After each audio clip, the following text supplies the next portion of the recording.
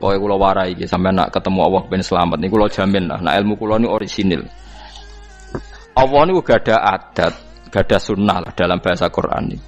Perkara iku ana alamate. Dadi misale ana mendung alamate napa udan. Terus Allah niku nggih damel sistem. Misale waladzi ja'ala syamsa diya awal qamara nura wa qaddarahu manazila li ta'lamu adadas sinina napa wal hisab. Sehingga di sistem itu kita tahu musim hujan itu misalnya musim ini. Kalau musim kemarau ini posisi bintang pas di sini. Sehingga wong Jawa sing goblok lah roh iki musim hujan iki musim kemarau. Kalau ahli hisab, ahli astronomi ngerti kalau matahari di sini berarti musim ini, kalau matahari di sini musim ini. Begitu juga musim panas, musim gugur macam-macam. Itu kita tahu, itu sunnahnya Allah dan itu yang bikin Allah, kita tahu. Tapi sekali ada hujan kok kamu bilang begini, wajar udan deres wong rendeng. Itu Allah tersinggung karena kamu nganggep udan itu jasane rendeng, ora jasane pangeran. Gak repot ngadepi pangeran. Ya memang begitu. Karena inginnya Allah manusia itu punya dua kecerdasan. Kecerdasan yang diciptakan nubuwah yaitu akidah dan kecerdasan yang diciptakan sains yaitu pengetahuan. Di kula terangno nggih cara mazhab Abu Hanifah banyu iku ora iso najis. Wis pokoke banyu iku nyucekno dadi ora iso napa najis. Tapi kalau dalam mazhab Syafi'i itu air yang tidak sampai 2 kolah. 2 kolah niku ukuran 1/4 itu sekira-kira 1 meter persegi. Berarti kiri kanan atas bawah niku napa? 1 meter niku pun 2 napa? Kula. Niku nak cari Imam Syafi'i jika air sebelum 2 kula itu kena najis sedikit rubah atau tidak rubah najis, nggih. Tapi kalau terlalu banyak meskipun kena macam-macam tidak napa? Tidak najis. Terus ila mata ghayyara kecuali yang rubah. Di misalnya ada limbah, ada kubangan besar gitu yang beribu-ribu liter, tapi kok warnanya sudah warna coklat, ya kayak tinja macam-macam itu dihukumin apa? Najis. Tapi wis macam-macam malah madhab dalam air itu. Tapi saya pastikan itu madhab ulama. Saya pastikan itu madhab ulama. Kalau teks hadisnya begini nih, monggo nak jiran api latihan ijtihad, kok menyesatkan ya ora apa-apa, sementing ini latihan. Jadi di Madinah, ini hadis di Musnad Ahmad. Di Madinah itu ada sumur, bukan sungai loh. Saya ulang lagi sumur, bukan sungai. Kalau sungai itu konotasinya kan luas, panjang, mengalir. Ini sumur, bener-bener apa? Sumur. Sumur, ya gedene sumur enggak sepiro. Nabi itu wudu di situ, terus diingatkan ya Rasulullah, itu sumur dulu zaman sebelum engkau datang, sebelum ada Islam di sini, dipakai pembuangan jifah. Batang anjing dan nyuwun sewu kotoran orang haid. Ya kotoran orang haid. Terus saat itu Nabi ngendikan alma tahurun la yunajjisuhu syai'un. Kata Nabi yang namanya air itu menyucikan. Tidak pernah bisa kena najisnya. Alma tahurun la yunajjisuhu syai'un. Terus Nabi wudu. Ya sudah begitu. Ya sudah begitu sampe rasa bojiro-jiro no. Alhamdulillah hadise ngono. Ya kan ya, paham kan ya? Mane nek sampean ditangkleti. Kulon sering ditanya sama orang-orang Jakarta, "Gus, saya ini punya air langganan PDAM. Itu dikelola dari sungai ini. Padahal sungai ini mulai tinja sampai sapi tank macam-macam ya ke situ semua, Gus. Terus gak baunya karena kaporit. Itu gimana itu, Gus? Suci ndak itu? Terus saya tanya, lah kamu pakai ndak? Ya sudah pakai, tapi tetap tanya hukumnya. Itu kan seperti yang di Jakarta itu kan misalnya yang diolah itu kan sungai macam-macam tuh, Gus. Lah itu yang limbah keluarga ya kalau untuk nyuci piring nggak apa-apa. Sapi tank macam-macam kan ke situ juga. Ya kan ya, cara kok istihad ya. Karena kalau menurut Syafi'i 2 kolah pun tidak ada pengaruhnya kalau terlalu banyak apa? Bahan yang apa?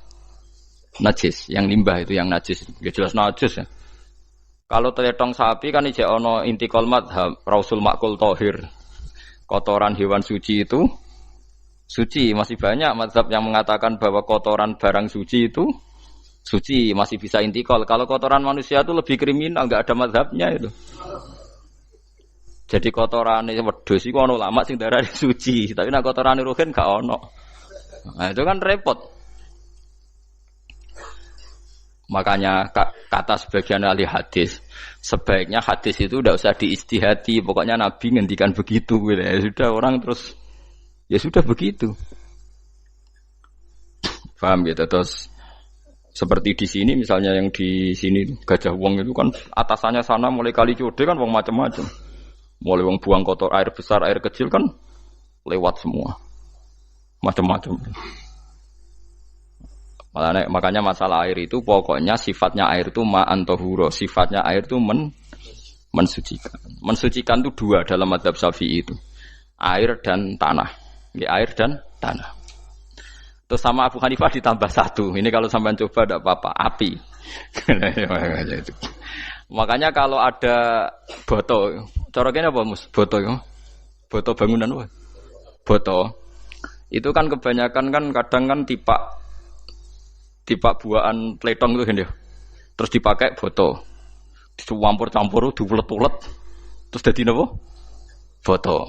Cara mazhab Syafi'i tetap najis, dipakai masjid tidak bisa karena sebagian bahannya dari apa? Najis. Cara mazhab Hanafi suci karena sudah dibakar. Karena api itu termasuk alat mensucikan. Alasannya Imam Abu Hanifah, orang yang fasik-fasik itu nanti disucikan pakai api neraka. Berarti api itu bagian dari alat mensucikan. Jadi misalnya Ruhin mau sholat dibakar, sholat suci gitu.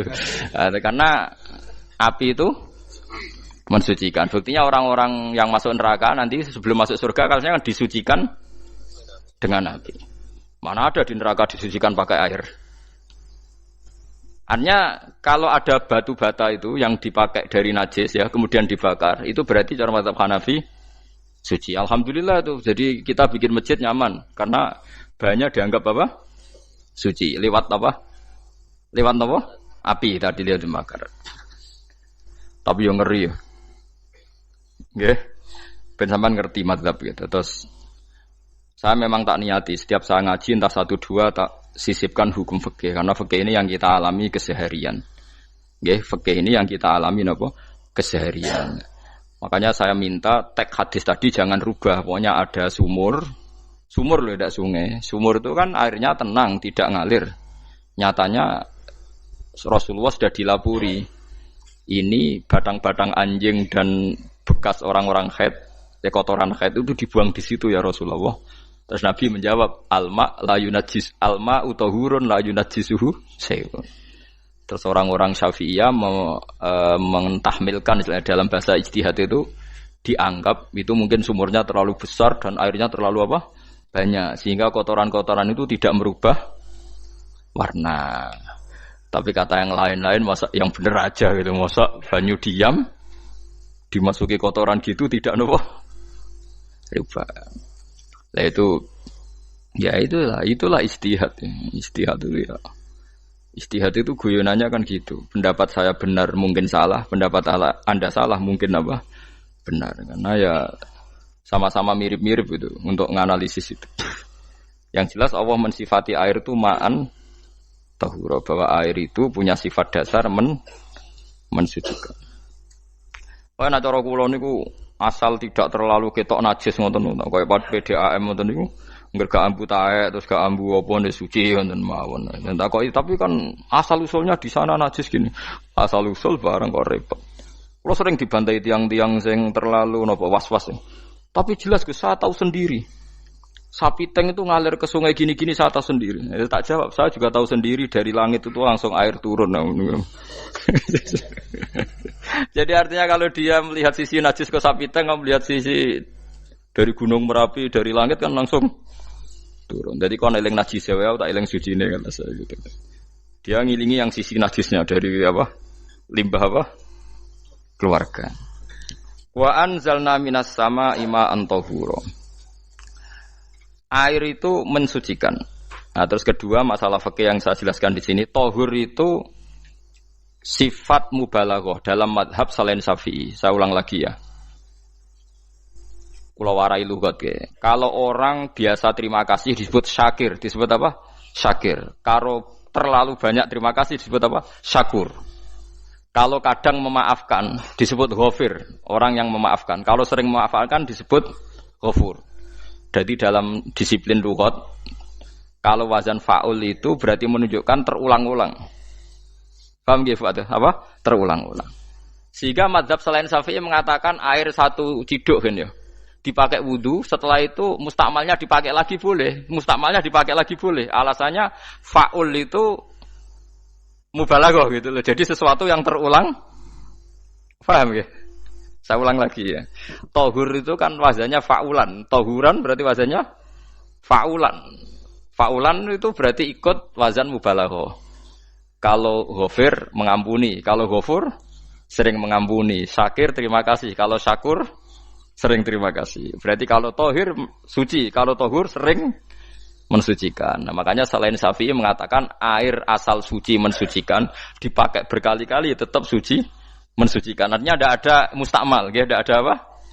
Tapi kalau dalam mazhab kita kan sekali bekas wudu mustakmal, bekas junub mustakmal karena sudah pernah dipakai sesuci. Nah itu mazhab kita. Mazhab Syafi'i. Sama nanut di soalnya kalau cerita. Kalau cerita sama nak kedesek nggih nganggo sing gampang mawon. Jadi gampang kan. Ya masuk akal karena memang wazan fa'ulan itu untuk tadi untuk litakrir tadi untuk mengulang kayak ghafir nyepuro ghafurun sering nyepuro. Paham ya? Makanya orang itu kalau zalim itu ya zalim. Kalau zalum banget zalime. Makanya disebut Quran wa kanal insanu zaluman jahula. Zalim itu zalim biasa, zaluman banget zalime. Jahil itu goblok biasa, jahulan banget gobloke. Berarti kalau tohuron banget nyuciin berarti diulang-ulang. Makanya mazhab lain mengatakan air itu tidak ada mustakmal. Dan saya kadang ya intikal mazhab begitu. Nah intikal gimana? Coba kalau di hotel itu mustakmal. Hotel itu kan kotaannya cilik toh kan. Tahu nggih hotel mari rohen. Kotaannya cilik. Terus kalau kita misalnya junub atau apa pakai ciduk itu kan tetap nyiprat Mus. Nyiprat kena banyu di kotak yang cilik. Jadi kalau gak intikal mazhab pusing kan kita. Iya kan? Terus kemudian intikal lah suci guys. Takoki pangeran, takok mbok bolak-balik intikal mazhab Gusti. Jare sapa jare Gus Pak ngono takoki. Lah kowe muni kowe kok ora takoki malah pusing. Kayak Mbah Khalil Bangkalan itu. Kalau nalkin mayit itu masyhur Mbah Khalil Bangkalan. Tidak nalkin mayit itu. Yo kan yo, aku sibuk urusanku akeh. Takoki malaikat ngenteni Mbah Khalil. Tinggal mire. Sing ngono tok. Nalkin meneh. Yo ciyo, soe nak takoki malaikat marbuka manabiuka ngenteni ketuane. Maksudnya ngenteni dekne. Ya sudah ditinggalin. Ya orang ditakoki wong dekne orang kabudut. Pokoke diwarai kabeh. Nah, terakhir beliau rodok modern. Ngenteni ketua rombongan pokoknya. Jadi nanti yang jawab itu ketua rombongan. Tapi aja tiru kan ngono takoki malaikat ngentosi Gus Pak. Aku teko tutuki mawon Gusti. Sewan. Yakin mugorohin ngomong ngoten kula ngomong kan nangkir. Kamu tahu kan tugas standar Anda apa? Ya tugas standare mungkar nangkir nutuki iku. Biasa wae. Biasa nutuki takkan apa? Nah itu mungkin guyone wali ku jek mungkin. Kadang orang itu engkar ndak bisa. Yaitu tadi piye wae resmi teknya Allah tu yaumana kullu unasim bi imamihim. Nanti manusia dipanggil itu per ketuanya. Bukan per individu kesuwen. Jadi ada teori itu yang mungkin benar. Teori itu yang mungkin benar karena kita nanti di mahsyar juga dipanggil ketuanya dulu. Jadi ya ma'asyarus syafi'iyah. Terus Imam Syafi'i disuruh maju. Ya ma'asyarul malikiyah. Karena ketua ini nanti yang menciptakan madhab. Karena ada pepatah an-nasu ala dini mulukihim. Manusia itu mengikuti tradisi ketuanya. Lagi coba orang Indonesia mbok bodoh, mbok ora, mbok pinter, mbok ora nggak Abu Bakar ya radhiyallahu anhu. Coba kalau tradisinya Syiah, mungkin Abu Bakar laknatullah alaihi kan gitu. Ya kita tidak tahu begitu. Akhirnya kita ketiban apik karena menghormati apa? Sahabat.